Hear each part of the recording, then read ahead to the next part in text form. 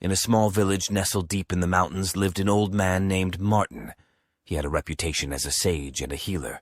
Everyone in the area came to him for advice and treatment. However, Martin had a mysterious power. He could foresee the future. One day, a mysterious woman named Amelia arrived in the village. Her eyes held a fiery spark that unsettled the villagers. She approached Martin with a question that would change the fate of the village.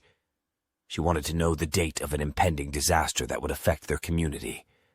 Martin placed his hands on a glass sphere encased in wood and concentrated. After a moment, he spoke words that sent shivers through everyone. "A great storm is approaching, one that will bring devastation, but there is hope. On one day, each villager must perform a single act of kindness for another." Everyone knew these words were true, because Martin had never been wrong in his predictions. The villagers began to ponder what they could do to save their community. It was their only chance for survival. The day drew closer, and the village buzzed with feverish activity. Some helped the elderly with their farms, while others repaired houses. Amelia was the heart and soul of the effort, constantly encouraging others to perform acts of goodwill.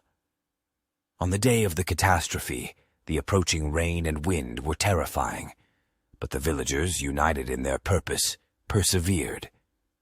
The storm passed, leaving behind damaged homes, but also the imprints of the great deeds they had done for each other. Martin looked at the tired but contented people and knew he had foreseen what mattered most: unity and compassion in the face of adversity. It was a mystical force that had saved the village. This story teaches us that, even in the most challenging times, kindness and cooperation can overcome the greatest challenges. Mystical powers may reveal the future, but it is our own actions that shape it for the better.